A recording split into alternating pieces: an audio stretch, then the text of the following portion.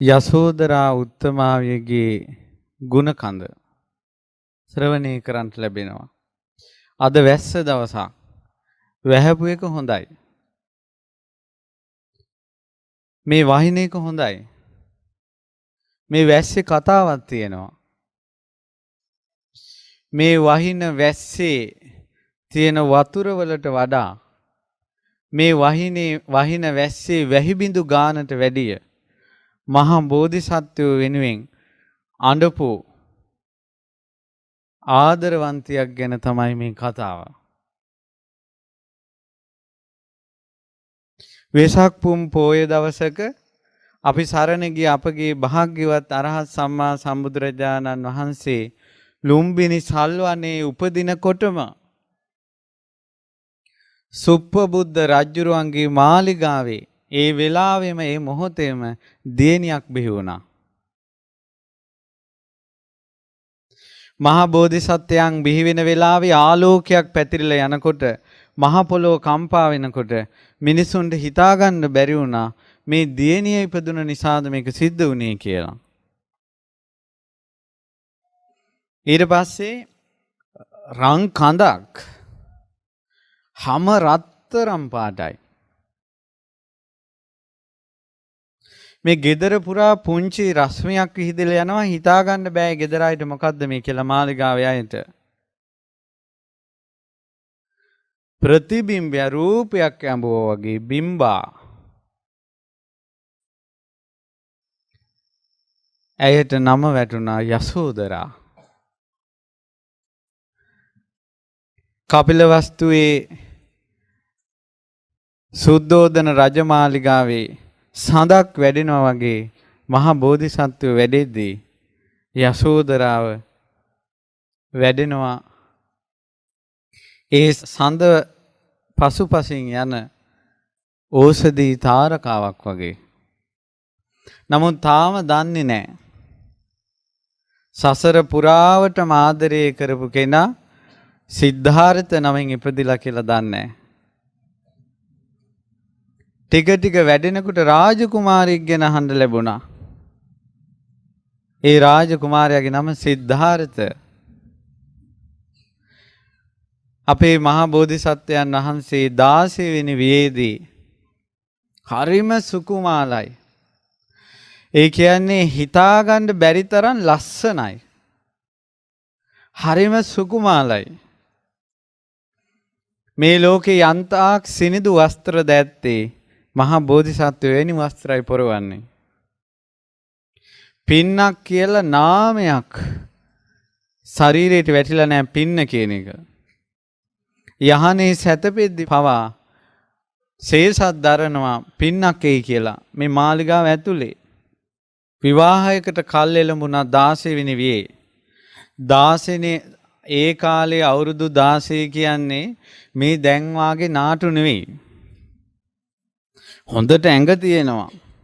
හොඳට හවියාත්ය තියෙනවා. ශිල්ප ශාස්ත්‍රයේ කෙල පැමිණිලා.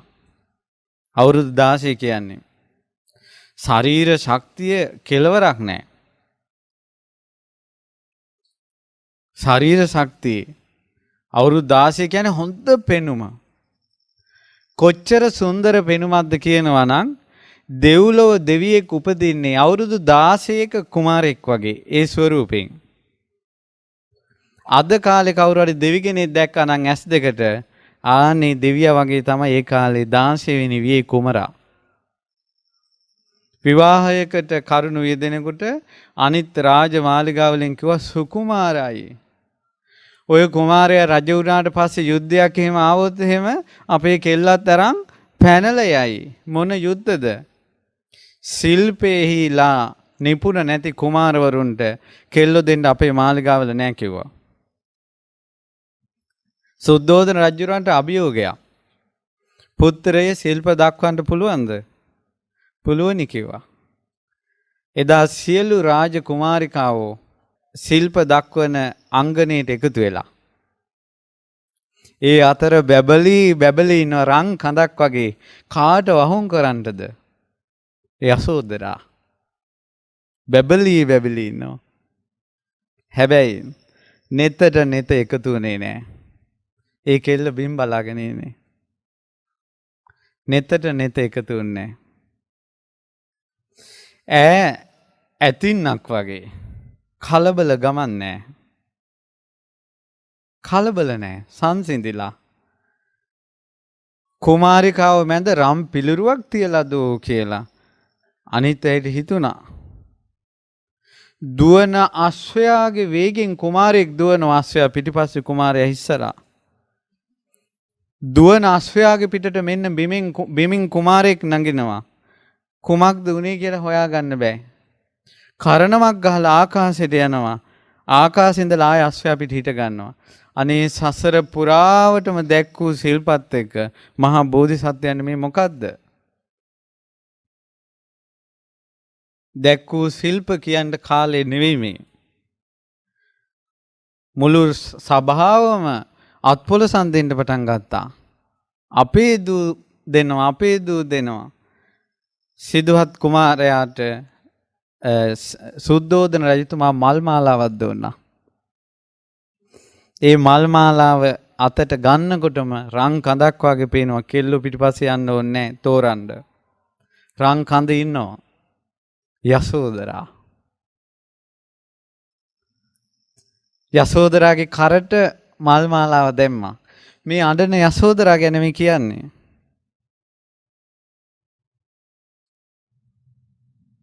ඒ යසෝදරාවට පෙනුන මුව මඩල සසර පුරාවටම ආපු සෙනෙහස මතු වුණා. ඇඟට කරන්ට් එකක් වැදුනා වගේ වුණා. මට වෙන වචන තේරෙන්නේ නැහැ. ඒක කියන්න. netu සංගලින් කඳුළු වැටුණා. අන්න අඬන එක පටන් ගත්තා. යසෝදරා. ඊට පස්සේ විවාහ මංගල්‍යය තිබුණා මහා හරසරින්. ඒ යසෝදරාව පින්වත්නි රං කඳ යසෝදරා 16 වෙනි වියේ එකම දවසේ එකම මොහොතේ ඉපදුන සිදුහත් කුමරු සමග විවාහ වුණා. ඒ යසෝදරාව සමග ආදරෙන් සෙනෙහසින් ගත කළා. මේ ලෝකේ ආදරය කියලා පිවිතුරු සෙනෙහස කියලා එකක් තියෙනවා නම් එහි ප්‍රතිරූපේ උනේ යසෝදරයි සිදුහත් කුමාරයයි. මෙතන ඇති පෝරුවේ නැංගලා විවාහ වෙච්ච අය. එදා පෝරුවට නැංග දවසේ කියපු අෂ්ටක සිහි කරන්න. එදා සාර අසංකීය කල්පලක්ෂයක් පෙරම් පුරලා යසෝදරා සමග අතිනතගත් සිදුහත් කුමරුගේ බලයෙන් තමයි විවාහයට සිත් පැතුවේ. අෂ්ටක. ඊට පස්සේ මේ විවාහ ජීවිතේ හරි සෙනෙහසයි. අවුරුදු 13ක් දරුවන් හිටියේ නැහැ. හිතට එක ප්‍රශ්නයක් නැහැ. අද කාලේනේ විවාහ වෙලා අවුරුද්දක් 2යි 3යි දරුවෝ නැත්තම් හිස් මුදුනෙන් දුමක් දානවා. දරුවෝ නැත්තම් අනිත් අයත් අවුස්සනවා කෝ දරුවෝ. පෞකාර ලෝකේ සසර ගැන දන්න දේවල් අල්ප මාත්‍රයයි. පින්වන්තයෙකුට පින්වන්තියකට පින්වන්ත දරුවෙක් ඉපදෙන්නේ. ඒ දරුවා කොහින් හරි එන්න ඕන. සසර පුරාවටම පුත්‍රයා වෙලා ඉපදෙන කෙනා එනකල් ඉන්න ඕන. 29 වෙනි වියේදී තමයි ඒ දරුවා කුසට පිළිසිඳ ගත්තේ. 29යි. විවාහ වෙලා අවුරුදු 13යි. සතර පෙර නිමිති දැකලා කලකිරිලා. එදා තමයි රාහුල ඉපදුනේ. ලස්සනයි. පුතාගේ මූණ කවුරු වගේද? තාත්තා වගේ.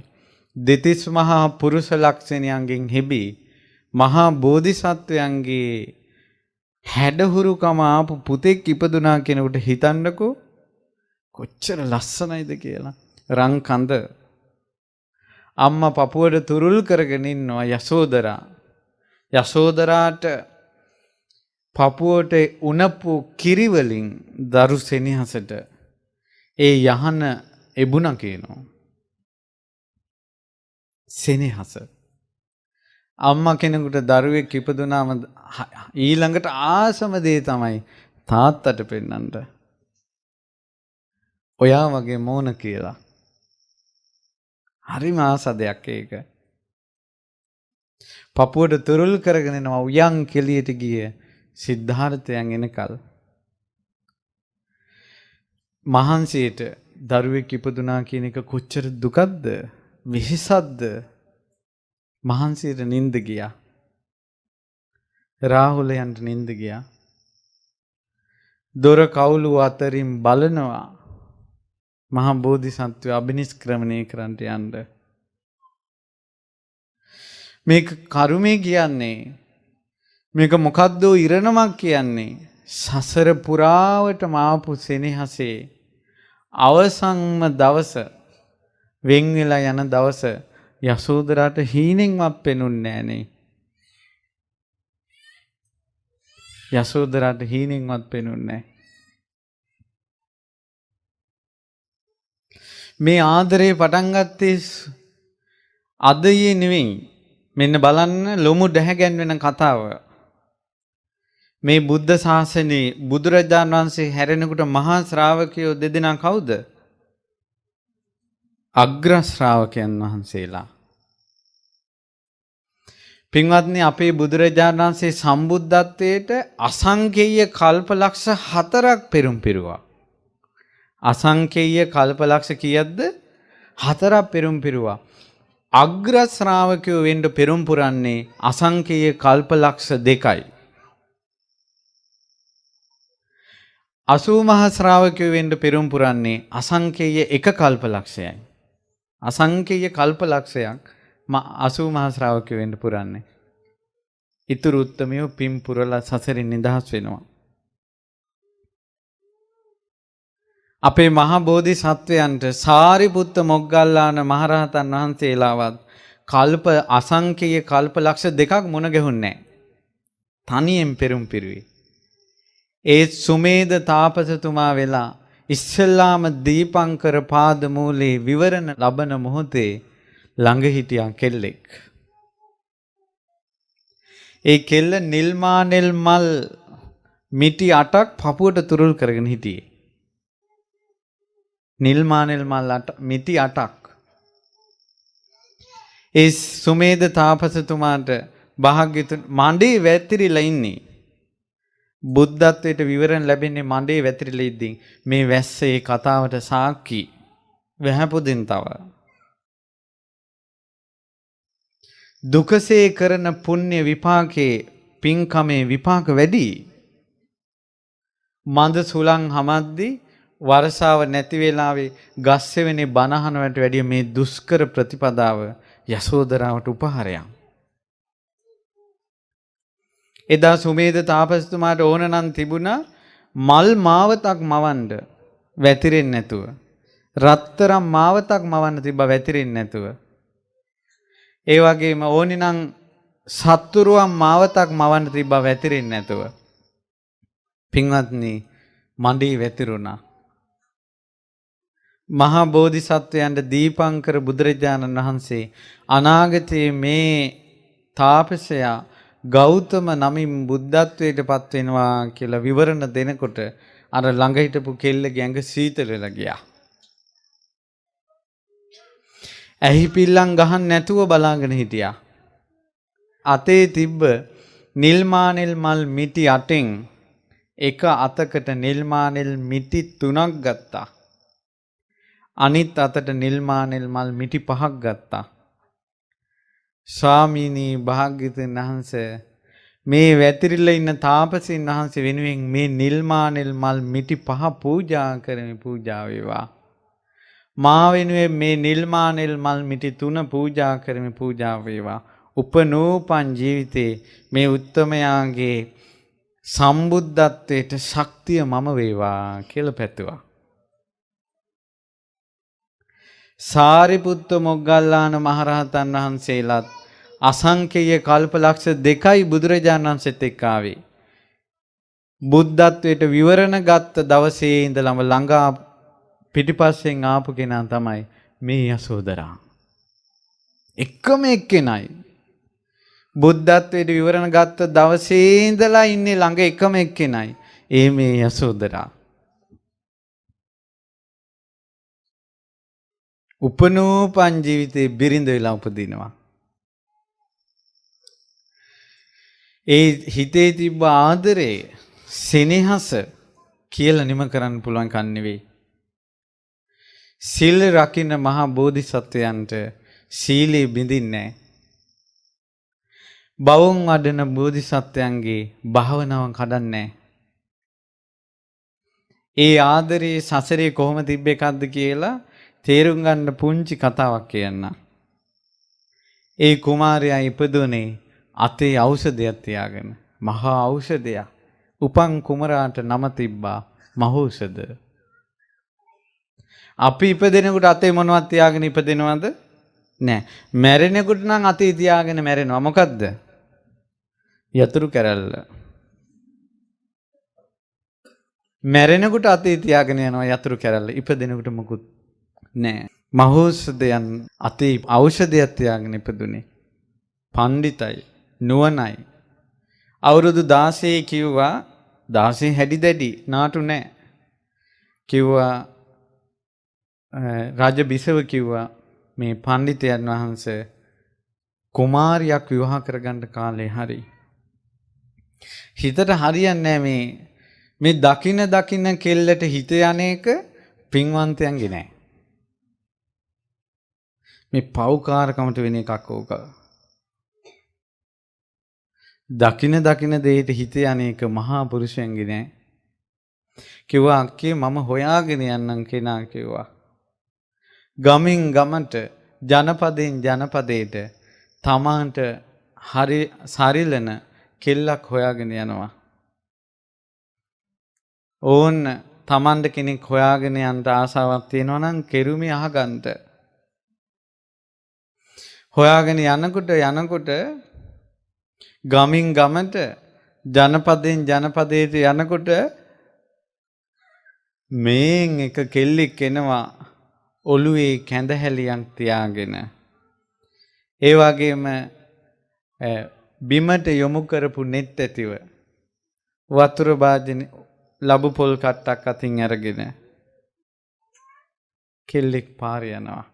රන් කඳක් වගේ ලස්සනයි. වෛර කරලා නැණි සසරේ. ඒ රත්තරම් පාටට උපදින්නේ හැම ලස්සනයි. දැක්ක ගමම්ම හිත ගියා. මෙන්න ඇයි සසර පුරාවට මෙන දවසේ දීපංකර පාද මූලේ ඉඳලා එන්නේ.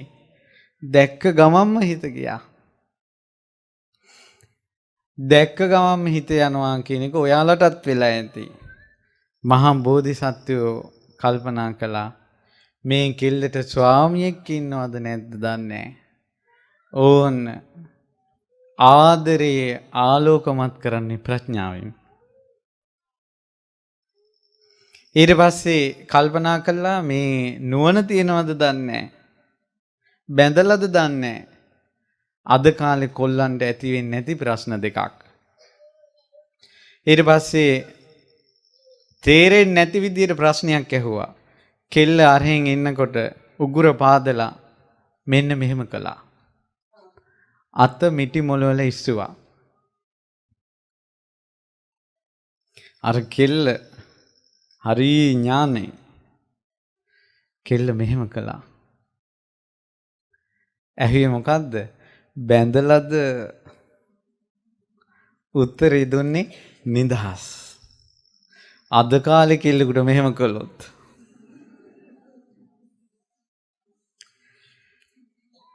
අද කාලේ කිසි හෙවිල්ලක් නැහැ. අම්මා පලා විකුණලාද මේ කෙල්ල ඉස්කෝලේ යවන්නේ. ඉන්දියාප්පන් පාර්සල් කරලා කඩේට යවලාද කෙල්ල ඉස්කෝලේට යවන්නේ. ඒව නැහැ. හිත ගියාද පැන්නවා පිටිපස්සෙන්. හිත ගියාද ටෙලිෆෝන් නම්බරේ දුන්නා. සමහර ටෙලිෆෝන් නම්බරේ දෙන්නේ මේ බබා හම්බෙන ක්ලිනික් යන කෙල්ලට. ඥානෙ නෑ පෞකාර ලෝකය. මහා බෝධිසත්වයන්ගේ ප්‍රේමය බලන්න. ඊට පස්සේ තමයි කතා කරන්නේ. දැන් ඇහුවා මෙයා නිදහසේ ඉන්න කෙනෙක්. ඊට පස්සේ ඇහුවා අද කාලේ නම් කෙල්ලෝ තමන් යාළු වෙලා ඉඳිද්දින් තවත් කොල්ලන්ට බැල්ම හෙලනවා. තමන් යාළු වෙලා ඉඳිද්දි තවත් කොල්ලන්ට මැසේජ් යවනවා. යාළු වෙච්ච කතා කවර දෙයක්ද? බැඳලා ඉද්දින් බැඳපු මිනිහා සල්ලි දාන ෆෝන් එකෙන් හොර මිනිහට මැසේජ් යවනවා. පෞකාර ලෝකය. සාප ලබන ලෝකය. ඒ පෞකාර ලෝකයට කාන්තාරයක දියවුල්පතක් වගේ යසෝදරාගේ ප්‍රේමය අහන්න ලැබෙන කාරි. ඊට පස්සේ ඇහුවා මේ නංගියේ නම මොකද්ද? ඊට පස්සේ ඒ කෙල්ල උත්තර දෙනවා. මේ ලෝකේ යම් කෙනෙක් එවැනි තත්වයකට පත් වෙන්නේ නැත්නම් ඒක තමයි කිව්වා මගේ නම. ප්‍රඥාවෙන් ආදරේ බබලවන්නේ. ඒ දේ විස්තරේ තියෙනවා.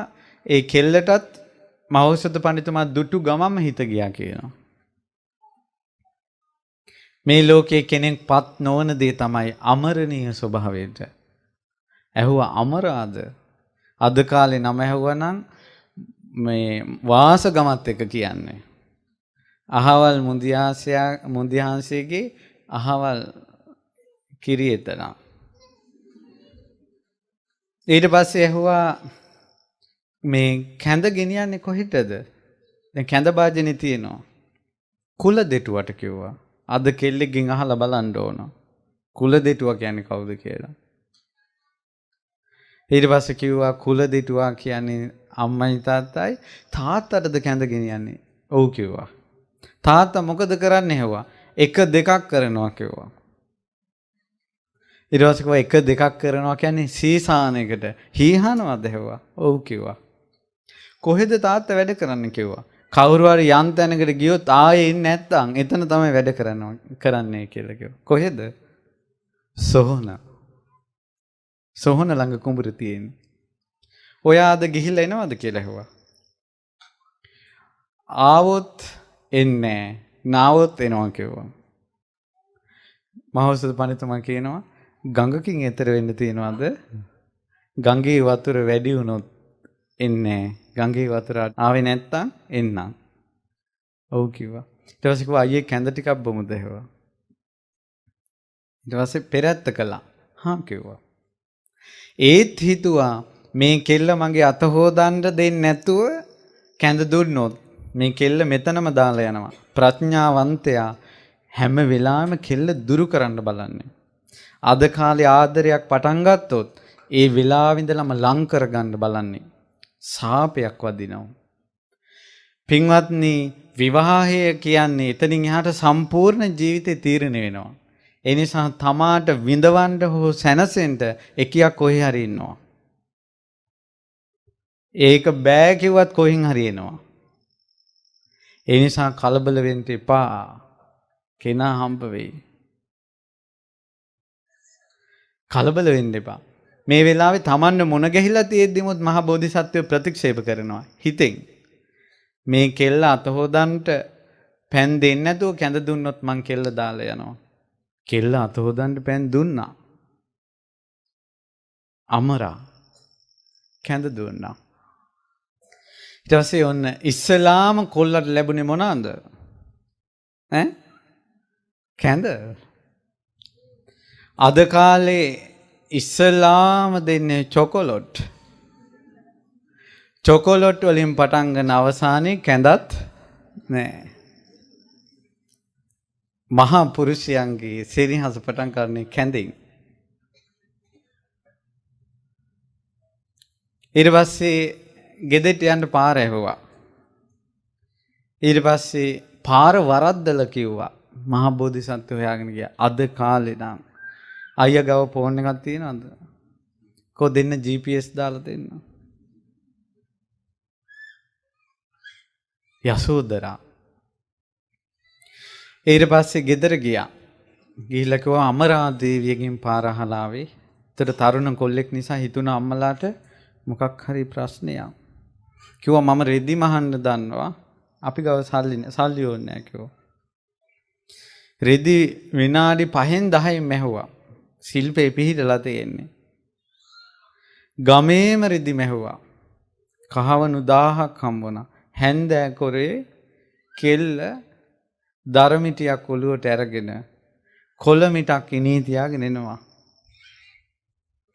ඊට පස්සේ ඉස්සරහින් එනකොට මහෞෂධ පඬිතුමා ඉස්සරහ කොල්ලෙක් ගේ ඉස්සරහ ඉන්නවා කියලා දරමිටිය ඉස්සරහින් දාලා පලාමිට අරන් පිටිපස්සෙන් ගෙට ආවා. මෝනට මෝන මුණ ගැහුන්නේ. හැදිච්චකම.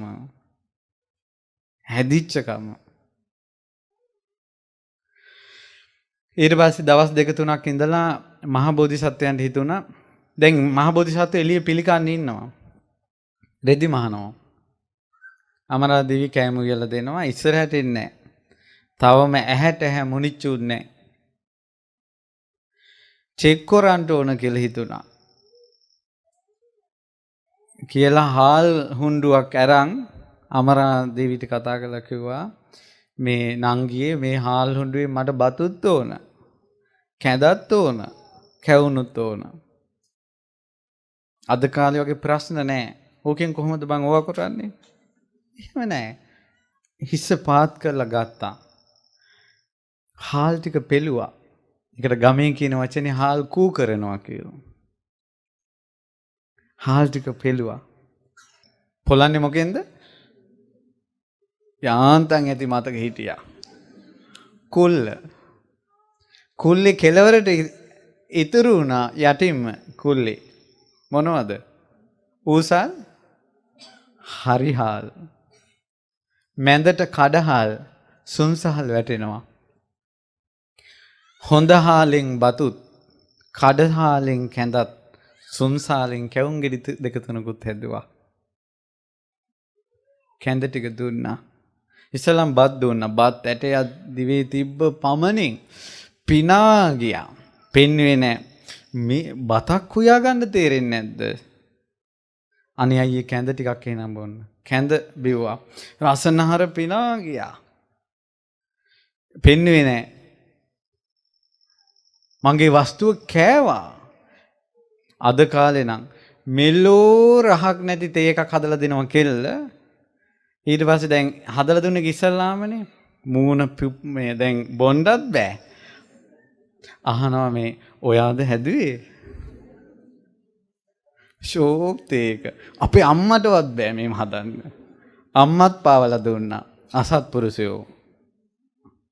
කොහෙවත් යන ගෑණි කුස්සලා තියන්න. කොහොමද මහ බෝධිසත්වයෝ? එහෙනම් කැවුමක් කන්න කිව්වා. කැවුම් ගෙඩිය කෑවා. රස නහර පිනා යන වීසි කළා. මගේ වස්තුව ඔබ විනාශ කළා. බත් ටික අරන් කැඳ එකට දැම්මා. කැවුම් පොඩි කරලා කැඳ එකට දැම්මා. උණු වතුර ටිකක් දැම්මා. පොඩි කළා. හිටගනින් කිව්වා මෙතන. රන් රුවක් වගේ ඒ බිම්බා දේවිය අමරා හිටගත්තා. පළවෙනි වතාවට අර කැඳ ටික අරන් මූණේ ගෑවා. එදා තමයි ඇඟ ස්පර්ශ කළේ. රාග හිතකින් නෙවෙයි. කැඳ ටික ඔක්කොම මූණේ ගෑවා. අත්වල ගෑවා. හිටපිය කිව්වා ඌයි. මූණේ වෙනසක්වත් නැහැ. අද කාලේ උදේටත් කෝල් කරනවා. දවල්ටත් කෝල් කරනවා. හැන්දෑවටත් කෝල් කරනවා. රෑ 12ටත් කෝල් කරනවා. එක කෝල් එකක් මිස් වුණොත් දෙස් තියෙනවා. ඊට පස්සේ මූණේ වෙනසක් නැහැ. හදමත උණු වුණා මහ බෝධිසත්වයන්ගේ. ඇයි දීපංකර පාද මූලේ ඉඳලා එන්නේ. බුද්ධත්වයට විවරණ ගත්ත දා ඉඳලා ළඟින් ඉන්න එකම එක්කෙනා මේ මුණ ගිහිලා තියෙන්නේ. කිව්වා නංගී ගිහිලා නාගෙන එන්න කිව්වා. එදානේ අර රාග හිතෙන් නෙවෙයි කැඳ අතුල්ලන්න තමයි මූණ ඇල්ලුවේ. අද කාලේ රහසක් තියෙනවා. පෞල් කඩා කප්පල් වීමේ රහස. පෝරුවේ නගින්න කලින් කසාද බඳින්න කලින් පිරිසිදුකම නැති කර ගැනීම. පවුල් කඩාකප්පල් වීමේ රහස. ඇයි ඒ? පෝරුවේ නැගලා අෂ්ටක කියනවා. අෂ්ටක කියන්නේ දෙවිවරුන්ට කන්න ලව් කරනවා. දෙවිවරු දිවස් හෙලනවා පෝරුවේ ඉන්න අයට. පිරිසුදු නෑ. බඹසරක් නෑ. ගෑනුකම රැකගෙන නෑ. සාප කොල්ල යනවා. පවුල් ඇතුලේ අරුබුද ඇති වෙනකොට දෙවියන්ගේ උපකාර නෑ. දෙදරලා යනවා. අපායක් වගේ.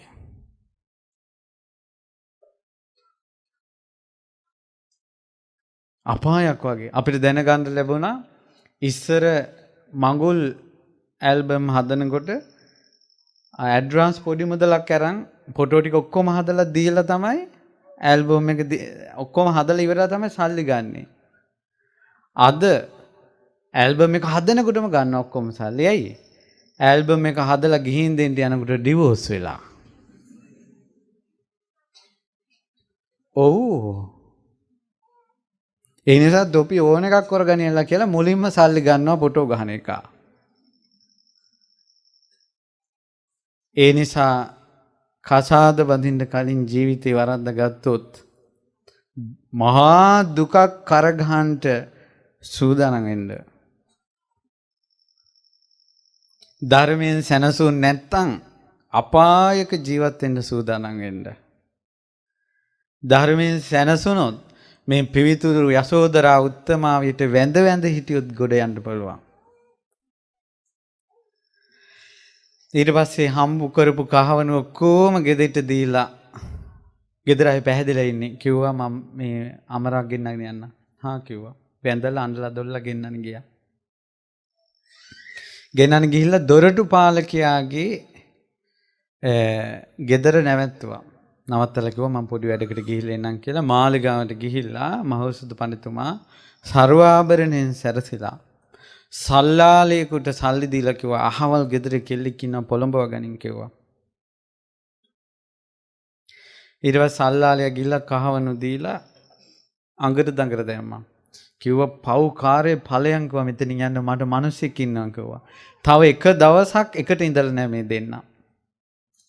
කොහොමද තමන්ගේ මිනිස්සයාට දිවි පිදපු බව? දෙවෙනි වතාවේ ආවා තුන්වෙනි වතාවේ ආවා නැහැ. මහෞෂධ පඬිතුමා කිව්වා බලෙන් ගෙන්නගෙන එන්න කියලා.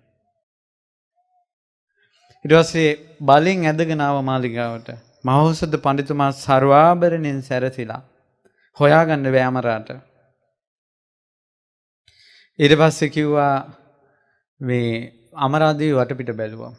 බලලා පොඩි හිනාවක් වෙලා ඇස් වලින් කඳුළු වැටුණා. මොකද hina වුනේ කියලා ඇහුවා. hina වුනේ ඔබ සසරේ පින් කළා තියෙනවා මේ වගේ තැනක උපදින්න. මොකද ඇඬුවේ කිව්වා ඇහුවා. ඇඬුවේ. ඊට පස්සේ කිව්වා පව්කාරය මට ස්වාමියෙක් ඉන්නවා කිව්වා. ස්වාමියෙක් ඉන්න බිරිඳක් ඇදගෙන ඇවිල්ලා උඹ හතර මහා පාය යන්නේ කිව්වා. කොහොමද කොන්ද පණ? අද එකෙන් නම් හිතනවා අරක රෙදි මහණෙක් නේ බං. මෙන්න මාලිගාව. සල්ලි වලට කෑදරයි. වාහන වලට කෑදරයි. තුච්ච ලෝකේ ආදරයක් ලැබෙයිද? ආයෙත් දොරටු පාලකයා ගෙදරට ගිහින් ඇරලා සන්නාලියෙක් විදිහට ගිහිල්ලා ආපහු ගෙන්නන ආවා. අමරා. මෙහෙම ආදරෙන් හිටපු අමරා දේවිය යසෝදරා වෙලා ඉද්දින් සිදුවක් කුමාරයා එදා අතෑරලා යනවා. හීනෙන්වත් දැක්කේ නෑනේ. හීනෙන්වත් දැක්කේ නෑනේ. හංසයෝ වෙලා ඉපදිලා ඉඳිද්දි තමන්ගේ ස්වාමී හංසයා මලපුඩුවට අහු වෙලා සියලු හංසයෝ පලා යද්දි ආපහු ඇවිල්ලා මලපුඩුව වටේ කැරකි කැරකි ඉන්නවා. ඒ හංසිය යසෝදරා දුකේදී දාලා යන්නේ. අද මෙයා තමයි මගේ ලෝකේ කියලා ආදරය කරගෙන යනකොට ටිකක් දවසකින් ආරංචි වුණොත් කොල්ලට පිළිකාවක් කියලා කුණු කූඩේට දාලා යන්නේ. ආදරය බලන්නේවත් නැහැ. නිරෝගීව ඉන්න කල් යාන වාහන තියෙන කල් තියෙන එකක් අද ආදරේ. ඒ කාලේ එහෙම නැහැ. ආදරය කියන්නේ වැටෙන කඳුල පිහදාන දෙයක්. දුක කරට ගන්න එකක්. දුකට අස්වැසිල්ලක්.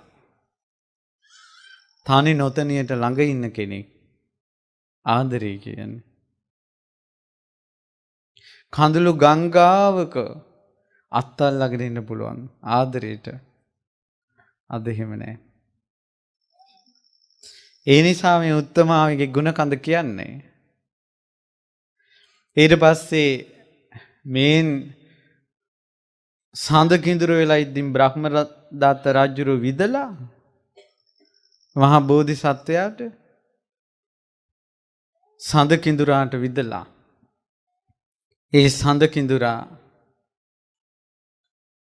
විදුන ඊතලෙන් බිම වැටෙද්දී සඳ කිඳුරිය නටනවා. දුටු ගමන් කිඳුරා බිම වැටී සිටින බව තුරුළු කරගෙන හැඬුවා. වචන නැමැති ඊතලෙන් විදලා බඹදත් රජු පැන්නුවා. එදා සඳ කිඳුරි අඬපු ඇඬිල්ලට ඒ ගන්ධමාන පර්වතයේ මල් ඔක්කොම බිම වැටුණා කියලා. ලෝකපාල දෙවියන්ට යාඥා කළා. සක් දෙවිඳුන්ගේ දිව්‍ය ඖෂධයෙන් පණ ගත්තා. මැරිච්ච කෙනාට පණ ගන්න දෙයක් තමයි ආදරය කියන්නේ. අද ඉන්නේ උමුත් මරණ දෙයක් තමයි ආදරය කියන්නේ. දහවද දෙනවා කොල්ලන්ට ආදරය කියන වචනයක් කරා. දසවද දෙනවා කෙල්ලන්ට ආදරය කියන වචනයක් කරා. මැරෙන කෙනාට පණ ගන්න දිව්‍ය ඖෂධය ආදරය. දල දෙක දන් දීලා ඒ බෝධිසත්ව ඇතා වැටිලා ඉඳිද්දී පින්වත්නි හොඬ වැල ලැමදී තියාගෙන අඬ නැතින්නේ යසෝදරා. සෙනෙහස මහා බෝධිසත්වයත් හරි සෙනෙහසයි. ලේනියක් වෙලා වතුරට වැටෙද්දී පැටව සමග වලිගේ තෙමතෙමා මුහුද හිඳින්ට වෙරදැරුවේ මහා බෝධිසත්වයෝ. මරණයට කැප වුණ මුවදෙන බේරගත්තේ ඒ බෝසත් මුවා සෙනෙහස. අවසන් ජීවිතයට ඇවිල්ලා සසරේන අවසාන ජීවිතේ වෙස්සන්තර රජුරෝ ගිහිගෙයි අතෑරලා යනවා කියනකොට සිරිපතුල් අල්ලගෙන ඇඬුවේ යසෝදරා මන්ත්‍රී දේවි වෙලා.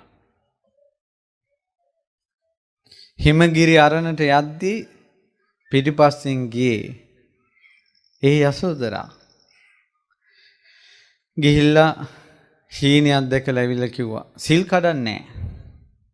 සිල් කඩන්නේ නැහනේ. තපස් රකිනවා නම් තපසට උදව් කරනවා. අද යාළුලා ඉන්න කොල්ලෙක් මහාන වෙන්න හැදුවොත් එහෙම කෙල්ල දිව ඇදගෙන කනවා. මහාන වෙන්න නම් එපා.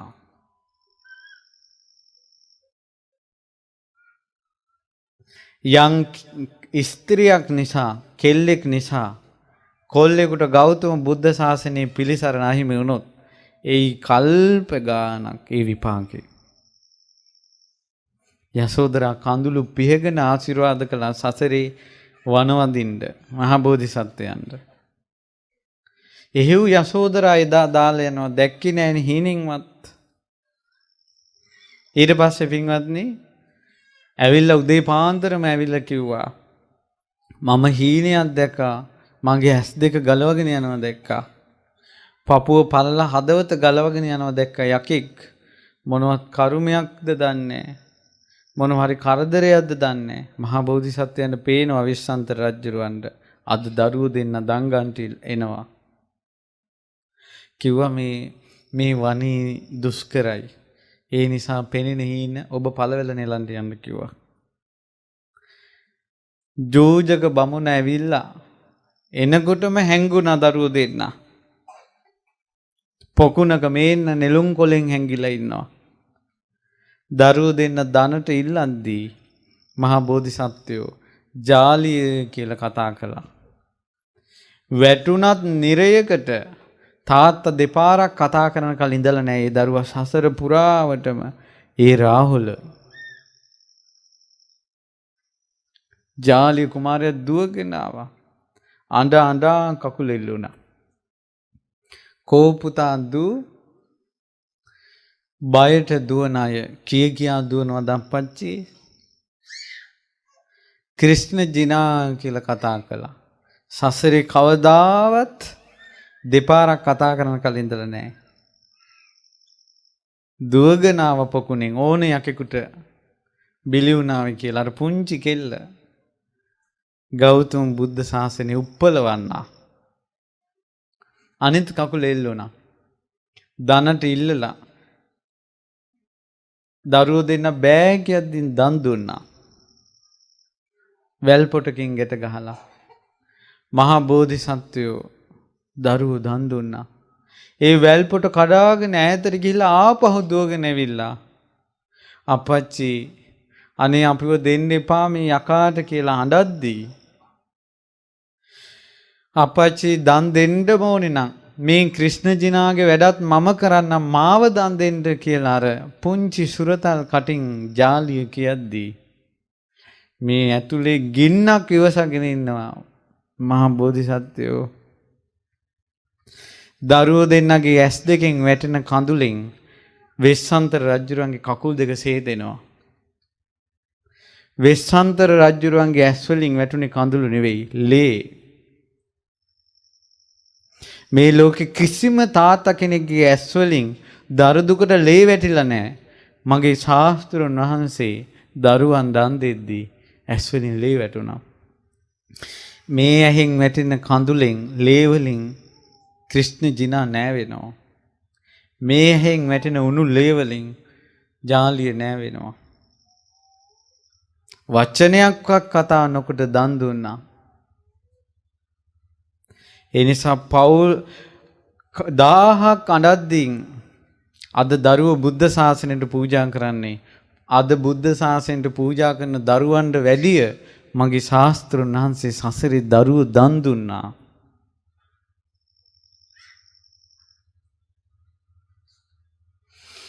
ඊට පස්සේ බලාගෙන හිටියා. ඇස් වලින් උණු ලේ වැටෙන්නේ. මන්ත්‍රී දේවිය ඇවිල්ලා කොමගේ දරුවෝ කියලා හැම තැනම දුවද්දී කඳුළු සලසලා මහා බෝධිසත්වයෝ නිහඬව හිටියා ගලක් වගේ. යසෝදරා මේ දුවන්නේ දරු දුකට. එළි වෙනකල් කැලේ හොයලා ඉස්සර ඇවිල්ලා කෙහෙල් කඳක් වගේ වැටුණා. මාස 7ක් බඹසරක් රැකලා තිබ්බේ. මන්ත්‍රී දේවියගේ ඇඟ අල්ලලා නැහැ. වැටින උණු කඳුළු මැද ඒ බඹසර අයින් කරලා රාග සිතකින් නෙවෙයි මෑ මැරුණද කියලා බලන්න ඔඩොක්කුවට ගත්තා. ඇස් වලින් වැටුණු උණුලේ මන්ත්‍රී දේවියගේ ඇස් දෙකට වැටුණා. net විවර කළා. හිමියනි කොමගේ දරුවෝ දෙන්න මන්ත්‍රී මන් දන් දුන්නා කියලා කිව්වා. දන් දුන්නා කියපු ගමන් මේ අත් දෙක එකතු කරලා හිසේ තියාගෙන සාදුකාර දුන්නා. මේ පොළොව හෙල්ලුණා. ඒ මේ යසෝදරා මේ අඬන්නේ දරුවන් දන් දෙද්දී සාදුකාර දුන්න උත්තමාවී. ඊට පස්සේ බමුණු එසක් අරගෙන බිසව ඉල්ලගෙන එනවා. පන්නට පන ආදරේ තියෙද්දී සසර පුරාවටම එකට එද්දී ඒ අත අරන් බමුණාගේ අතේ තියලා පැන් කින්ඩි වක් කරලා දන් දෙද්දී බුදු බවට ආසිරි පැතුවේ යසෝදරා. මූණ වෙනස් කරගත්තේ නැහැ.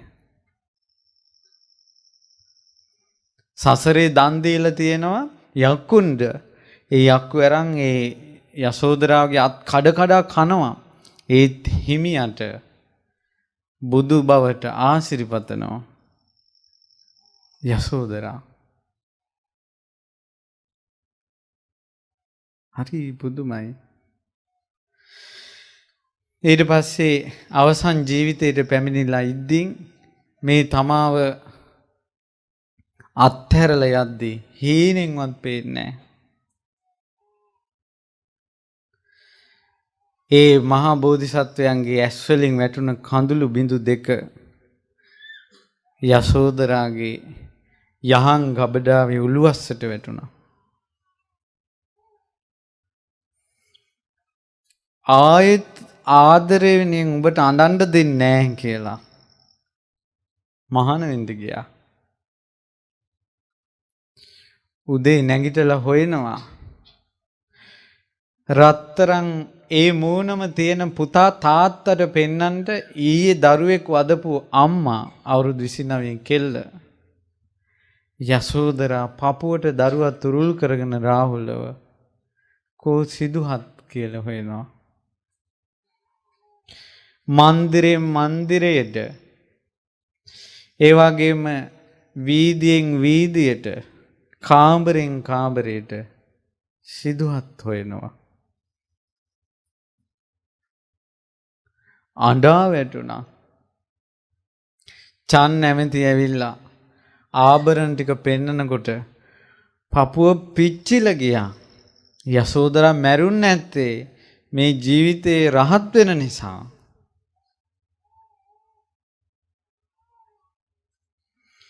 ඊට පස්සේ කාමරේට ගිහිල්ලා පතනවා. පුදුමයි. මම දැක්ක ඒ වචන මට මතක නැහැ. කියනවා මම මේ හූල්ලන හීල්ලිල්ල මගේ දුක මගේ සිදුවත් කුමාරයාට දැනෙන්න එපා කියලා. අද කොහොමද? මං විඳවන විඳවිල්ල ඌට පටිසන් දීපන්. ඌස් නෙවෙයි කියනවා කෙල්ලෝ. යසෝදරා කියන මම මේ හූල්ලන හූල්ලිල්ල සිදුහත් කුමරුට දෙනෙන්න එපා. මගේ පෙම්බර සිදුහත් මට හීනෙන්වත් පේන්න එපා. දරා ගන්න බෑ. තපසට ගිය මාගේ පෙම්බර සිදුහත් හිමිට මාව හීනෙන්වත් පේන්න එපා. තපසට බාධාවක් එයි කියලා. ඒ අවුරුදු 7ේම ආපහු ගෙදර එන්න කියලා පැතුවේ නෑ. පැතුවේ කොහොමද? කැලේ තිබෙන කොයි දේවත් රස වේවා. මලේ බඹරු මෙම් පිරිවර ඇති වේවා. ඊළඟට අවුවේ තිබෙන රැස්මාලා අඩු වේවා. අනේ මගේ හිමි සඳුට ගව්වෙන් ගව්ව දිවමාලික සෑදේවා. මේ යසෝදරා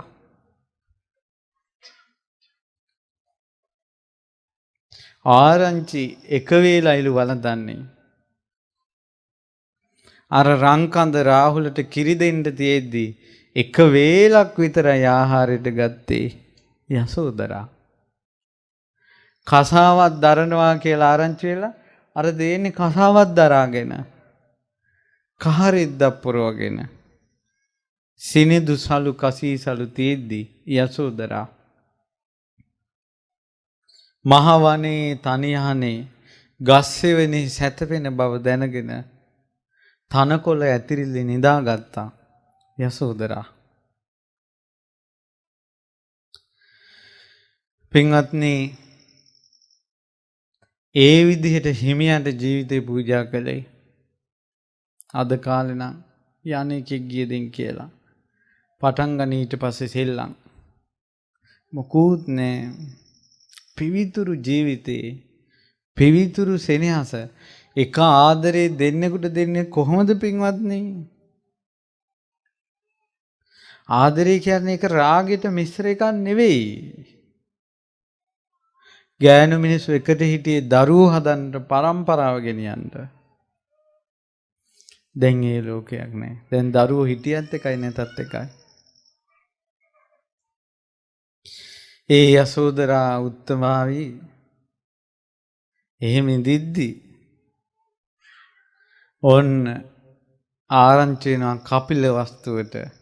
ඒ තථාගත අරහත් සම්මා සම්බුදුරජාණන් වහන්සේ වඩිනවා කියලා. ආරංචි වෙද්දී ඒ යසෝදරා උත්තමාවිය හැමදාම අඬනවා. වැහැපු වැස්සේ වැහි බිඳු ගානට වැඩි අඬලා තියෙනවා. සතර මහා සාගරේ ජලයට වැඩි අඬලා තියෙනවා සිදුහත් කුමාරයා වෙනුවෙන්. සසර පුරාවට වැටෙන කඳුළු ආදරේ තියෙන ගින්න නිවන්නේ කඳුලෙන්. ඒ කඳුළු හොඳට වැටුණු කෙනෙක් යසෝදරා. ඊට පස්සේ වඩින් දැන් දනට වැඩලා ඉද්දින් පින්වත්නි දනට වැඩලා ඉද්දින් දන්හලට යන්නේ යසෝදරා. දුක වාව ගන්න බෑ. ඒක ආදරේ ඇත්තටම යන්නේ යන්න බෑ. මූණ බලන්න බෑ. අවුරුදු 7ක් දැක්කේ නෑ. බුදුරජාණන් වහන්සේ දිවසින් දැක්කා.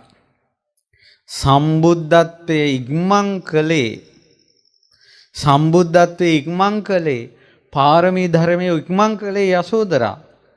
දරුවෝ දෙන්න දන් දෙනකොට ඉල්ලගෙන වරින් කිව්වා නම් පාරමී පිරෙන්නේ නැහැ. අත අල්ලලා තව මිනිහෙකුට දන් දෙනකොට බෑ කිව්වා නම් පාරමී පිරෙන්නේ නැහැ. සසරේ සිල් රකිද්දි සීලෙ කැඩුවා නම් පාරමී පිරෙන්නේ නැහැ. එක ජීවිතයක යසෝදරාවයි මහා බෝධිසත්වෝ එක ඇඳේ ඉඳලා තිනවා අවුරුදු 700ක් බ්‍රහ්මචාරී. අතවත් අල්ලලා නැහැ. අවුරුදු 700ක් එක ඇඳේ ඉඳලා තිනවා. සිල් කඩන්නේ නැහැ. මේ සසර පුරාවටම මේ යසෝදර හංගගෙන ඉන්න දුක නම් බුදු කෙනෙක් ළඟ මිසක්කා ඒ දුක ගෙවා ගන්න විදිහක් නැහැ. සාරිපුත්ත මොග්ගල්ලාන අපි යන් කිව්වා යසෝදරාගේ යහන් ගබඩාවට. සාරිපුත්‍ර මොග්ගල්ලාන ඒ යසෝදරාව අඬන ඇඬිල්ලට බාධා කරන්න එපා. යසෝදරාගේ දුක ගෙවෙන්නේ නැහැ කිව්වා. ඒ යහන් ගබඩාවට වැඩලා එදා සිදුහත් කාලේ වැටුණ කඳුළු දෙක පිහිටි තැන සිරිපා තියලා ඒ තථාගතයන් වහන්සේ යසෝදරා කියලා කතා කළා. සත් අවුරුද්දක් නෑසුන හඬ දොර කවුළුවෙන් ආයෙත් ඇහෙද්දී යසෝදරාට මොකක් වුණාද කියලා මට තේරෙන්නේ නෑ. විද්දිලියක් කෙටුවා වගේ එසැනින් දුටුවා මුව මණ්ඩල කසාවතක් පේන්නේ නෑ. දුවගෙන ඇවිල්ලා වැටිච්ච විදිහ අර තියෙන්නේ.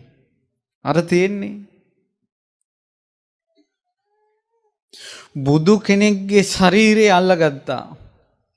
කෙන්ඩා වැලහින්න වගේ අඬනවා. බුදු සිරිපා ඇල්ලුවේ නැත්නම් පපුව පුපුරනවා. බුදු සිරිපාවේ බලයට ඔය හදවත පුපුරන්නේ නැත්තේ. රත්තරන් සිරිපා සංගලේ නියපොතු තඹ පාතයි තඹ රැස්මාලාවක් විහිදෙනවා. ඒ තඹ රැස්මාලාව හදවතේ ස්පර්ශ වුනේ නැත්නම් හදවත පුපුරනෝ යසෝදරාගේ අඬනවා.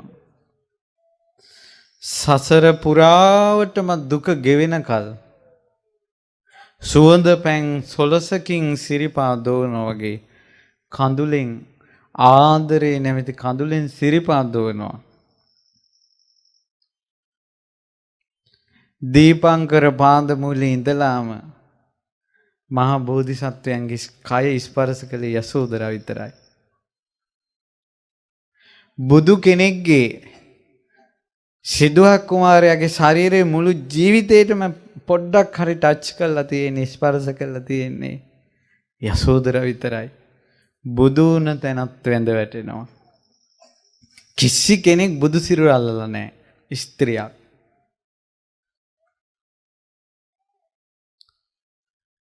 සුද්ධෝදන රජුරෝ බය වුණා.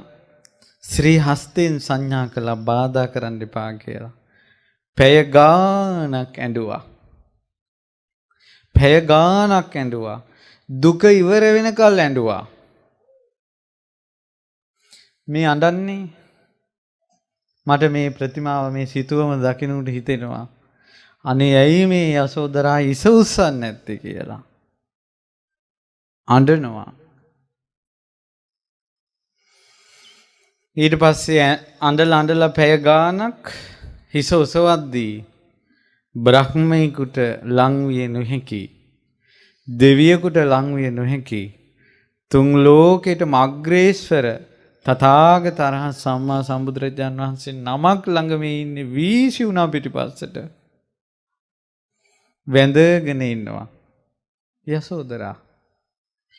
සුද්ධෝදන රජුරෝ කියනවා ස්වාමිනේ එක වේලෙන් සිටින බව ඔබ දැනගෙන එක වේලෙන් හිටියා මේ යේලි. කසාවත් දරන බව දැනගෙන මේ තාම කසාවත් දරනවා මේ යේලි. ඊළඟට මහ වනේ තනියහනේ ගස් සෙවෙනි සැතපෙන බව දැනගෙන ආන්න කිව්ව සැතපුන පම් පැදුර බඹසර රකින්නවා කියලා දැනගෙන පිරිමියෙක්දියා ඉස උස්සලා බල්ලා නැහැ කිව්වා. ස්වාමීනි මේ යසෝදරා තපසට නොහොබිනා එක දෙයක් කළා කිව්වා. කෙල්ලෙක් තපස් රැක්කොත් පිරිමියෙක් ස්පර්ශ කරන්නේ. ඒත් මේ යසෝදරා රාහුල වඩා ගත්තා කිව්වා. දරුසෙනියසට. භාග්‍යවතුන් වහන්සේ ලස්සනට යසෝදරා උත්තමාවිගේ ගුණ කිව්වා. කිව්වා පිය රජතුමනි සසරේ ඉඳලා මඬනවා කෝ යසෝදරා. ගුණ කිව්වා. අර පිහිට ලැබෙන්නේ බෝ පත්‍ර ඇඟට වැටෙන්නේ. හිතේ දුක තුනී වුණා. පහුවදා වීදියේ වඩිද්දී දැන් වීදියේ වඩිනවා තරු පිරිවරාගත් පුන් සඳක් වගේ. චූටි කුමරා රාහුල. ඒ රාහුල වඩාගෙන ජනෙල්ලි උඩ තියාගෙන අතෙන් තුරුල් කරගෙන කසාවත් ඇඳගත් යසෝදරා පෙන්නනවා. චක්කවරක්ඛිත රක්ත සුපාදෝ දහසක් චක්‍ර ලක්ෂණයන්ගෙන් සමන්විත අර ඇති චක්‍ර ලක්ෂණයන්ගෙන් සමන්විත රෝස පාට පතුලක් තියෙන සිරිපතුල් තියන්නේ උඹේ පියා. පුන් සඳ වගේ උඹේ පියා. නරසිය ගාථා නිදන් තියෙනවා. ඉල්ලගනින්මයි පුතේ කිව්වා. දුවගෙන ගියා චූටි බබා රාහුල කුමරු. යනකොටම ඉස්සල්ලාම ඇඟට වැටුනේ හෙවණැල්ල. බුදුරජාණන් වහන්සේගේ පුදුම සනීපයක්. හිතුණා අපේ පුදුම සනීපයක් මේ හෙවණැල්ල. සුඛාන්තේ සමන ඡායා. ශ්‍රමණය ඔබගේ සෙවණැල්ල සනීප නොවි තියෙන්නේ කොහොමද? තමන්ගේ තාත්තා ඒ දුවන්නේ ලේනේ. සසර පුරාවටම පුතානේ. දෙපාරක් කතා කරන කලින් ඉඳලා නෑනේ. ඔය සෙවණට ගියේ නිවනේ සෙවණටනේ. ඇඟ සීතල නොවි තියෙන්නේ කොහොමද? සුලංගිල්ලෙන් අල්ලගත්තා. ඇඟ සීතල වෙලා ගියා. ශ්‍රමණය අම්මා කිව්වා ඔබ මගේ තාත්තා කියලා. ඒසහි තුය පිතා නරසීහෝ. නරසීහයන් වහන්සේ ඔබ මගේ පීතෘ කියලා කිව්වා. පුතාට හිමිවන දායාද ඔබ සතුයි කියලා අම්මා කිව්වා. මට ඒ දායාද දෙන්න කිව්වා. පුදුමයක්. මතකයිද එදා දරුවෝ දෙන්න දන් දෙන වෙලාව? එදා එක වචනයක් කිව්වේ නෑ නේද අඬද්දී? එදා නිහඬ වුණ බුදුරජාණන් වහන්සේ අදත් නිහඬයි. තවම වචනයක් කිව්වේ නෑ. එදා ජාලිය කුමාරයාට නිහඬ වුණ බෝධිසත්වය අදත් නිහඬයි. බුදුරජාණන් වහන්සේ වැඩියා. සුලංගිල්ල එල්ලිලා යනවා. නිදන් දෙන්නකෝ තාත්තලු හෙවණැල්ල සැපයිනේ. ඇයි මෙච්චර සනීපයක්? පිටිපස්සේ බලනවා. මේ ඔක්කොම අපේ පියතුමාගේ පිරිවර. ඇයි මේ ඔක්කොම බිම් බලාගෙන ඉන්නේ? දහසක් ප්‍රශ්න. මගේ බුදුරජාණන් වහන්සේ ඉස්සල්ලාම කතා කළේ රාහුලට නෙවෙයි. තමන්ගේ ලොකුම පුතාට කතා කළේ. කවුද? සාරිපුත්‍ර. සාරිපුත්‍ර රාහුල දායාද ඉල්ලනවා කිව්වා. මහාන කරන්න සාරිපුත්‍ර කිව්වා මෙයා. පුදුමයි. තමන්ගේ පුතා තමන් මහාන කරන්නේ නැහැ. තමන්ගේ ලොකුම පුතාට දෙනවා පොඩි පුතා මහාන කරපන් කියලා.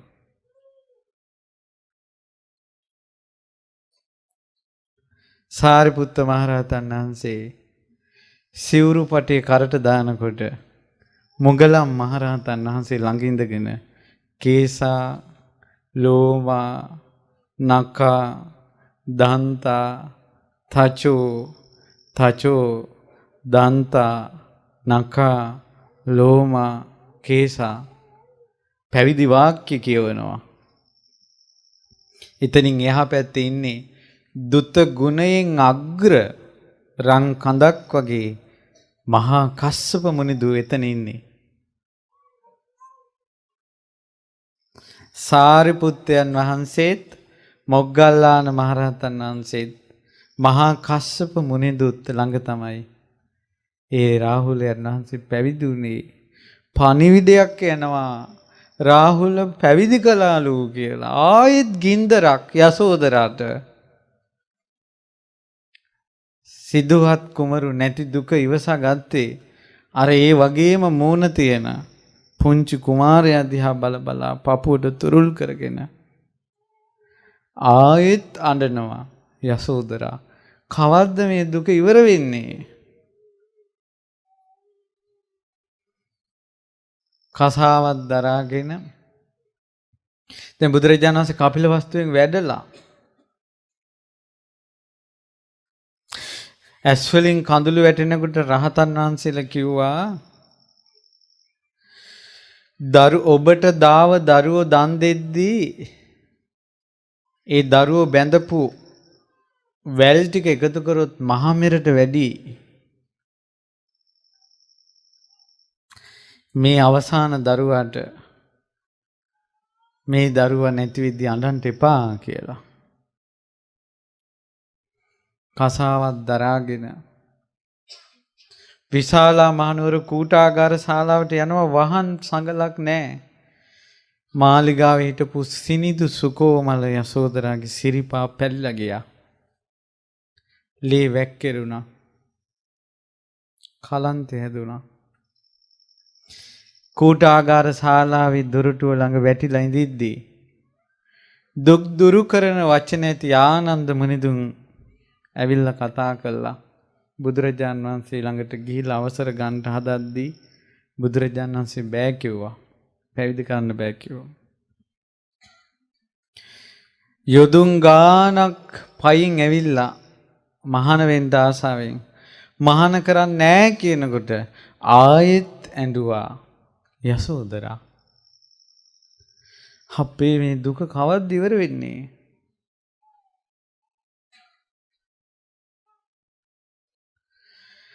ඊට පස්සේ අෂ්ටගරු ධර්ම පිළිපැදලා ප්‍රජාපති පැවිදි වෙලා අනිත් ඔක්කොම පැවිදි කළා. සසර පුරාවටම තිබ්බ දුක්ගිනි නිවල දැම්මා. ඒ යසෝදරා උත්තමාවිය රත්තරම් පාටයි. ඒ රහත් තෙරණිය රත්තරම් පාටයි. සැටවස් පිරුණ භික්ෂුවක් ස්ත්‍රියගේ මූණ බලන් නැත්තේ යම්සේද දානෙ බෙදෙන මිනිස්සු යසෝදරා රහත් තෙරණියගේ මූණ බැලුවේ නැහැ බයයි. රත්තරම් පාටයි රැස් වී දෙනවා. ඈත ඉඳලා දම් බෙදන්නේ. ඈ පින්ඩු පාතේ වඩිනවා යසෝදරා. දිවසින් දැන් අවුරුදු 78යි වයස. දිවසින් පේනවා. අනේ මේ වගේ රහත් තෙරණින් පිරිවරාගෙන භික්ෂු භික්ෂුණීන් පිරිවරාගෙන මුනිදු දහම් දෙසද්දී අර කෙළවරේ මේ යසෝදරා ඉන්නේ. ඉස්සරහා නෙවෙයි. ඒ කෙළවරේ ඉද්දින් සසර පේනවනේ උත්තමාවියට. දීපංකර පාද මූලේ ඉඳලා පේනවනේ. නිකලෙස් සිතින් බනහනවා. ඊට පස්සේ යසෝදරා උත්තමාවිය පිරිනිවන් පාන්ට හිතුවා. මගේ බුදුරජාණන් වහන්සේ ළඟට ගිහිල්ලා භාග්‍යවතුන් වහන්සේට දුර තියාම වන්දනම් කළා. වන්දනම් කරලා පිරිනිවන් පාන්ට අවසර ඉල්ලුවා. බුදුරජාණන් වහන්සේ වදාලා ප්‍රාතිහාර්ය පාන්න කියලා. බුදු සිතක අසිරිය බලන්ට දීපංකර පාද මූලේ ඉඳලා තමන් එක ආපු කෙනා පිරිනිවන් පාන්ට යද්දී හිත සැලෙන්නේ නැහැ. දුක උපදින්නේ නැහැ. අපි සමහර වෙලාවට අසපුවකට ඇවිල්ලා ඉන්නේ මාසෙයි. පොඩ්ඩක් ආදරෙන් කාට හරි කතා කරලා හිටියොත් එහෙම මාසෙන් යද්දී අඬනවා. කෙලෙස් සහිත ලෝකේ ප්‍රියංගෙන් වෙන්වීමේදී ගින්නක් හට ගන්නවා සසරට වැටුණ ජීවිතේ. සම්බුද්ධත්වයේ ඉක්මන් කළේ යසෝදරා. දෙවිවරු දන්නවා ඒක.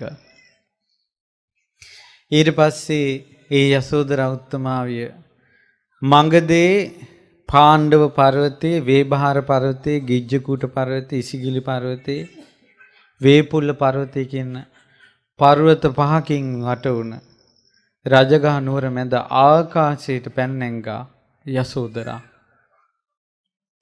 එදා දසදහසක් ලෝක ධාතු වලින් දෙවිවරු එකතු වුණා කියනවා. යසෝදරා උත්තමාවිය අනේක විද ප්‍රාතිහාර්ය පෑවා.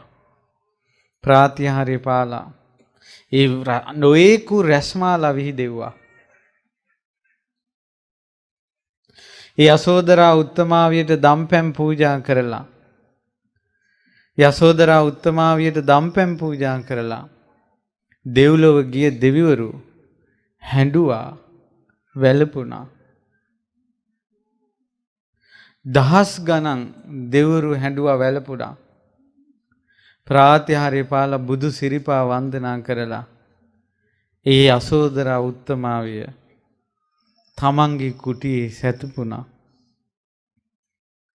ධ්‍යානෙන් සමවැදිලා පහන් සිලක් නිවී යනවා වගේ එහි යසෝදරා උත්තමාවිය පිරිනිවන් පෑවා. මිහි මණ්ඩල සලිත වුණා. අකලට මල් බිම වැටුණා. එදා අඬපු නැති දෙවි කෙනෙක් නැහැ කියනවා යසෝදරාව පිරිනිවන් පානකොට. ඒ උත්තමාවිය පිරිනිවන් පෑවට පස්සේ සඳුන් දර සෑයේ ආදාහනය කළා. ඒ ආදාහනය කරනකොට පින්වත්නි ඒ උත්තමාවියගේ ඉතුරු වුණා භස්මාවශේෂ. යසෝදරා උත්තමාවියගේ ධාතුන් වහන්සේ නමක් ඉතිරි වෙලා යම්කිසි පිරිමියෙක්ගේ ධාතුන් වහන්සේ ඇල්ලුවොත් හිස ගැලවෙනවා.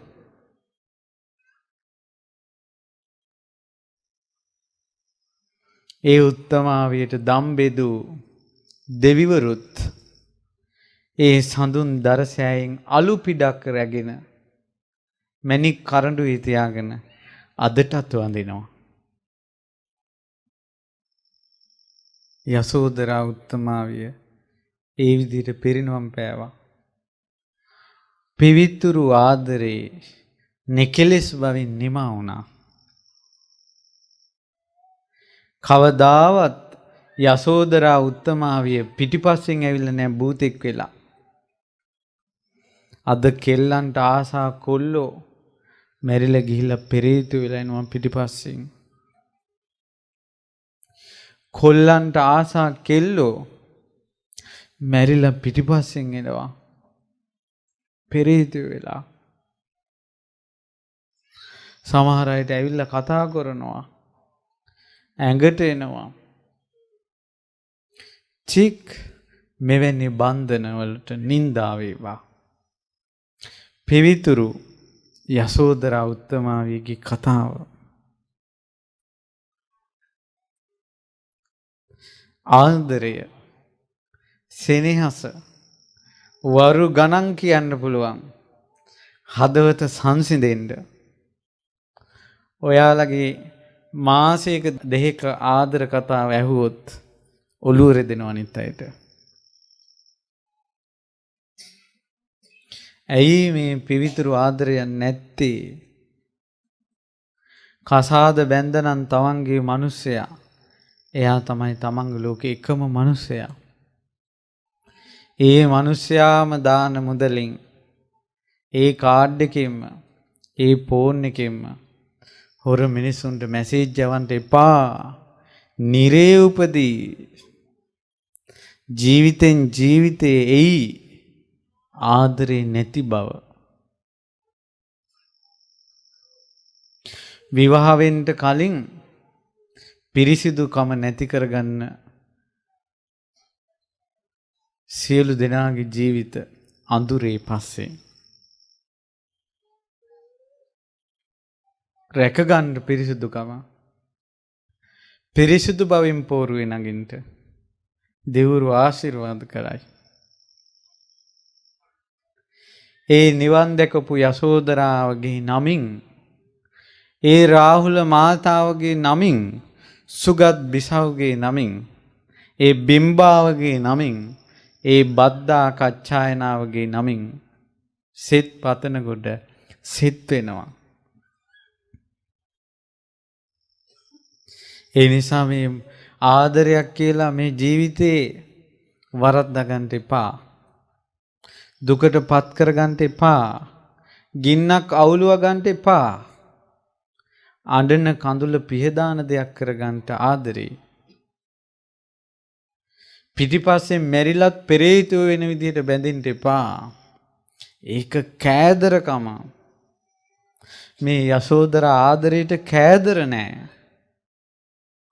මේ යසෝදරාගේ හදවතේ තිබ්බ ආදරේ පිවිතුරුයි, පූජනීයයි.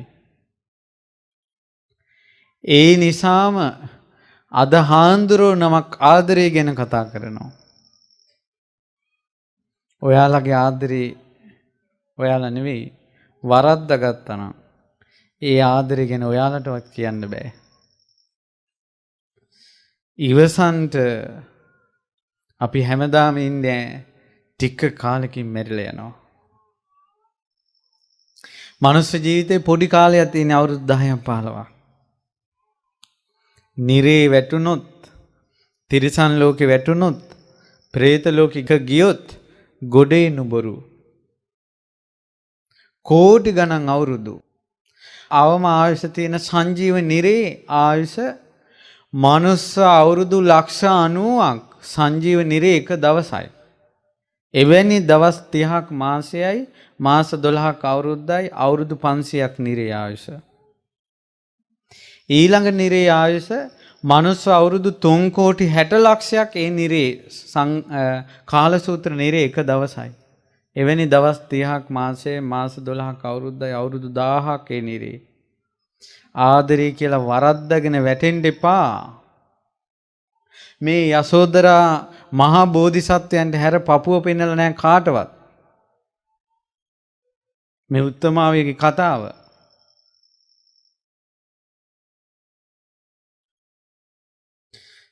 කොල්ලෙක් මේ කෙල්ලෙක් අනිසි විදිහට පාවිච්චි කරනකොට ඒ කෙල්ල තමන්ගේ අම්මා දිහා බලන වාරයක් පාසා පිච්චෙනවා.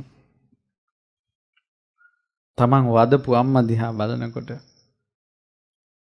මේ ජීවිතේ මෙසේ පිච්චෙනවා නම් නිරේ කොහොම වෙයිද? මැරිච්ච ගමන් නිරේ අම්මා දිහා කොහොමද බලන්නේ? තමන් ආදරය කරන කෙල්ල නිරේට දාන්නේ ඇයි? මහා බෝධිසත්ව එහෙම කළේ නැහැ. විවාහ වෙන්න කලින් එකට ඉඳීම වැරදි කාමසේවනේ. ඒක කරන කොල්ලා නිරේ යනවා. තමන් ආදරය කරන කොල්ලා නිරේ යවන්නේ ඇයි? ඒකද ආදරේ. මේ අවුරුදු 10ක් එකට ඉඳලා කෝටි ගණන් නිරේට දාන එක ආදරේ. මේ යසෝදරා අවුරුදු 7ක් ඇඬුවා. පැතුවේ මාව සිහි වෙලා සිදුහට තපස බින්දෙන්න එපා. හීනෙන්වත් නොපෙනේවා. මේ යසෝදරා කොහොමද පිවිතුරු ආදරේ? මව්ට වංචා කරන්න එපා. පියාට වංචා කරන්න එපා. අදම වැරද්ද වශයෙන් තේරුනොත් පින්වන්තයි නම් දැන් තේරෙනවා. දැන් අතාරින්න සමයක්. නිරෙන් ගොඩ ගන්න. වරදින් වැළකෙන්න. වරදින් වැළකීම කියන පින මඩක පිපුණ නෙළුමක් වගේ උඩින් තියෙනවා. සුවඳ හමහම. මේ ධර්මයට සමීප වෙන්න යසෝදරාගේ කඳුල වියලුන ඒ දහම් පද අහන්න. වහ සිල් සුරකින්න. රුවන්වැලි මහා සෑය මළුවට ගිහිල්ලා පාදමේ නලල තියලා මේ යසෝදරා බුදු සිරිපා වඳිනවා වගේ අඬන්ට. අඬලා කියන්නේ ස්වාමිනී භාග්‍යවතුන් වහන්සේ මට සමාව දෙන්න කියලා. මං අද ඉඳලා පංචශීලයේ සුරකින්නවා කියලා සමාදන් වෙන්න. විවාහ වෙන ඉස්සර ආදරේ පිවිතුරුයි. ආදරේ තියෙනවා ධර්මතාවයක්. කොල්ලා කෙල්ලගේ අතාල්ලන්නේ කෙල්ල කොල්ලගේ මූණ බලන්නේ ඉස්සර. ලියුමකින් ලියන්නේ පෙන් හසුන. 10 වතාවක් අඬනවනේ මේ ලියුම ලියද්දි. පොඩි දෙයක් තියෙන්නේ අඬනවා. කොල්ලන් ලියුම බලද්දී 10 වතාවක් අඬනවා. සෙනෙහස. අයියේ කියලා කතා කරන්නේ. නංගී කියලා කතා කරන්නේ. කැම්පස් වල තියෙන භාෂාව කොහොමද? අඩෝ තව තියෙනවා කියන්න බෑ. චික් බැන්දට පස්සේ පුතාලේ තාත්තා පුතාලේ අම්මා දැන් අහෝ මේ සංසාරේ නිදහස් වෙන්න පිවිතුරු ආදරේ උණුසුමවත් නෑ දැන්. උණුසුම නෑ. රාගයක් තියෙන අධර්ම රාගය, විෂම ලෝභය. කොල්ලන්ට කෙල්ලෝ පෙන්වන්න බෑ. කෙල්ලන්ට කොල්ලෝ පෙන්වන්න බෑ. කොල්ලන්ට කොල්ලෝ පෙන්වන්න බෑ. කෙල්ලන්ට කෙල්ලෝ පෙන්වන්න බෑ. අධර්ම රාගය, විෂම ලෝභය ආයස අඩුවෙවි යනවා. ඉක්මනට පැන ගනින්න මේකෙන්. කුසල් කර කර අවුරුදු 10ක් 15ක් තියෙන්නේ. ආය මනුස්ස ලෝකෙට එන්න එපා. ආදරයක් නැහැ. ආදරය කියලා ලං වෙන දේෙන් පව් කරගන්න වෙයි. ගොඩාක් පව් කරගන්න වෙයි. අපි හිතයි මෙයානේ මං බඳින්න ඉන්නේ. මෙයානේ මගේ කියලා අපි ලකුණු දාගන්නේ. නමුත් ලෝක සම්මතෙන් නීතියෙන් විවාහ වෙලා නැත්තම් එයා එයාලගේ නෙවෙයි. තමන් ජාතක කරපු අම්මට තාත්තට වදපු අම්මට පිවිතුරු කෙල්ලෙක් කොල්ලෙකුට දෙන විදිහේ පින දෙන්න. විසාකා වැස්ස වෙලාවේ හිමීට එන්නේ ශාලාවට. බමුණු අහනවා කෙල්ල උඹ බැන්දොත් එහෙම කොල්ලෙක් වතුර ටිකක් බොන්න ගිහිලා මැරී කිව්වා. ඇයි කෑමේ උගුරු හිර වෙලා වතුර ගෙනින් කියනකොට වතුර ටික ගේන්නේයි කිව්වා පැය ගාණක්. විසාක කියනවා බ්‍රාහ්මණය 4 දෙනෙක් දුවන්න හොඳ නැහැ කිව්වා. හාමුදුරු සිවුර දාගෙන දුවන්න හොඳ නැහැ කිව්වා. බ්‍රාහ්මණය ආභරණ වලින් සැරසිත රජුර දුවන එක විලිලැජ්ජාවක් කිව්වා. මංගල හස්තියා සංසුන් ගමනින් යන්න කිව්වා.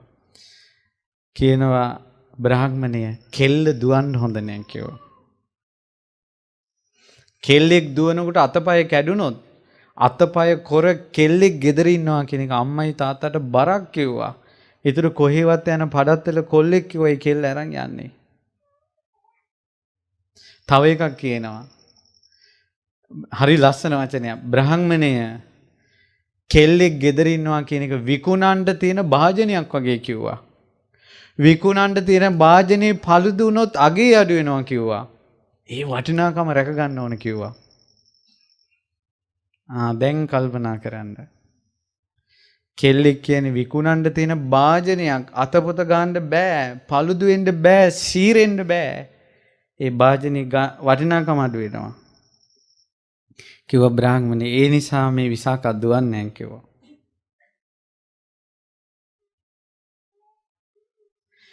ඔය සීලේ රැකගෙන ඉන්න කෙල්ල අසපු වෙන්නත් එපා. පන්සල් එන්නත් එපා. දෙව්ලෝ යනවා. ඒ ඇත්තන්ට ධර්මයේ හම්බ වුණොත් ඉක්මනින් ධර්මයෙන් සැනසෙයි. හැබැයි